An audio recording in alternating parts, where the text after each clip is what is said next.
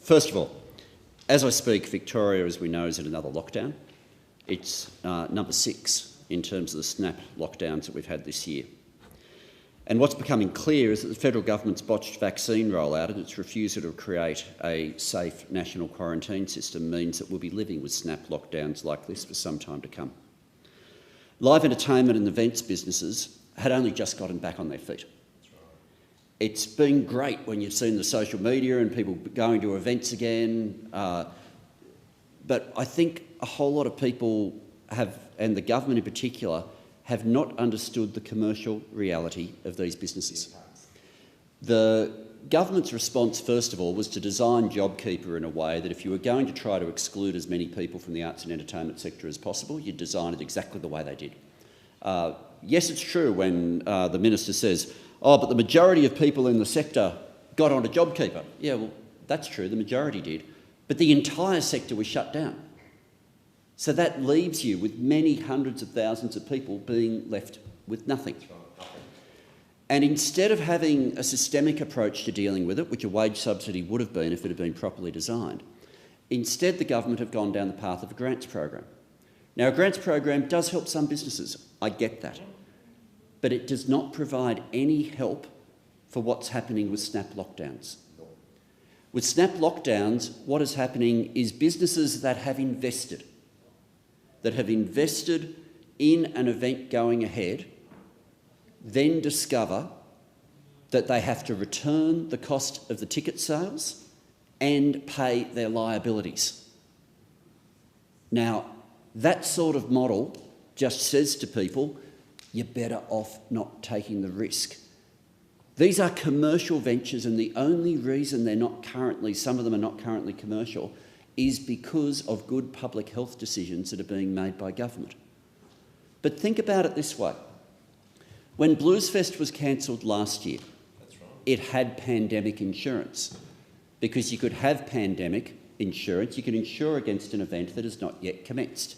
You can't ring up during a cyclone and take out insurance for the current cyclone. They'll only give it to you for the next one. Pandemic insurance works the same way. So when Bluesfest was cancelled the second time, they could get insurance against future pandemics, but not against COVID-19.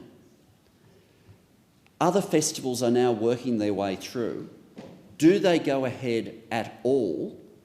Because going ahead means there may well be an event that is uninsurable, that is entirely outside of their risk, that is entirely outside of their control, that means if it occurs, they will go bankrupt. Now, there is a really simple policy around this. We've been calling for it for a long time. Some of the minor parties, including represented in the chamber right now, have been calling for it. Industry's been calling for it as well. And it's simply to provide for the events and entertainment industry the same as what's provided for the film industry.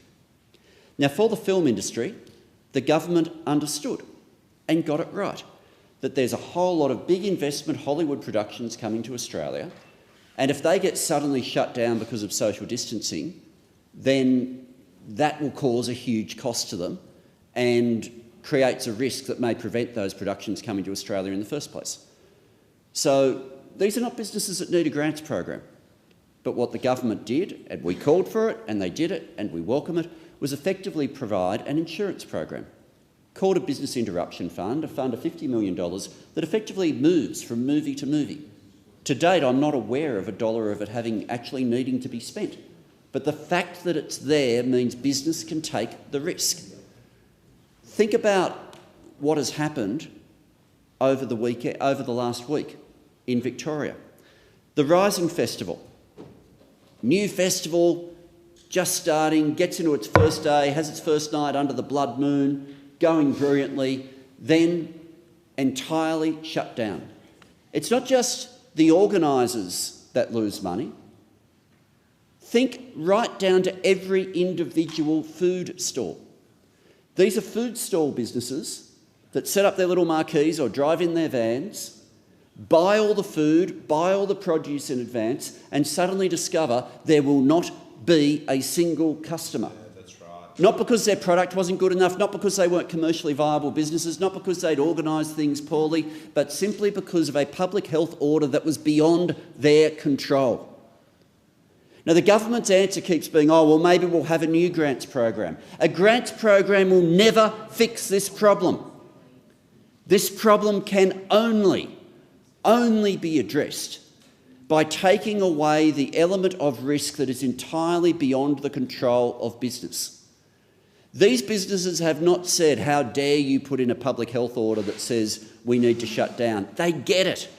They're good citizens. The people who buy their tickets are good citizens. But just think of the logic. The government's refusal to do for the events and entertainment industry what they have done for the film industry means live entertainment and major events are now asking a question that the film industry doesn't have to ask. They're simply asking, is it worth rolling the dice in the knowledge that there may be an event entirely beyond our control and uninsurable, which if it occurs means we go bankrupt? And that is the real-life commercial decision being made by major events organisers right now. It affects them, it affects every individual stallholder, it affects the bands and the performers themselves, it affects the cleaning contractors. It then affects whether or not they have that risk, then affects the confidence of people buying tickets to events because they're not quite sure if they'll get their money back if it's cancelled, all because the government won't do for Australian major events what it's willing to do for Hollywood. Now, we welcomed, because of the jobs associated with it, what they have done for the feature film industry with overseas productions coming here. But what sort of cultural policy says we'll provide the insurance to make sure that Hollywood is willing to take a risk in Australia, but we won't provide that opportunity for any of the festival organisers, for any of the major events organisers? On the same weekend, has had less publicity than the Rising Festival, but there's an organisation that runs, I've met the entrepreneur, young woman, who has been running major events for baby effective showers, expos and wedding expos. The One Fine Day Expo was meant to be held on the weekend. It was cancelled for the second year in a row without notice. It's not something she can get insurance for. At first it looked like she'd lost the venue because of the vaccination centres needed for the vaccination rollout organised by the Victorian government, and then found a venue, all organised, second year in a row, whole sense of optimism taken away at the last minute. And no one is saying the public health orders are unacceptable. And Labor is not saying that. But we are simply saying, how can you expect a commercial operation to function if they in fact have a major decision that will determine whether they either make money or are bankrupt, that is in the hands entirely of someone else, and it's uninsurable? This can be fixed. And if this is done in the same way as it was done for Hollywood feature films, you can be guaranteed these festival organisers will organise the major events. These expo organisers will organise the expos, and sometimes the events will be cancelled, but most of the time it won't cost the government a cent. They're not asking for grants. They're simply asking for the government to step in where the insurance world will not, and understandably will not. This can be fixed because of what the government has done with the film industry. We know it can be fixed. And we simply make one appeal. Show the respect for Australian entrepreneurs that has been shown for Hollywood entrepreneurs. If you do that, then we'll have a business interruption fund that applies to the live entertainment, expo, major events sector.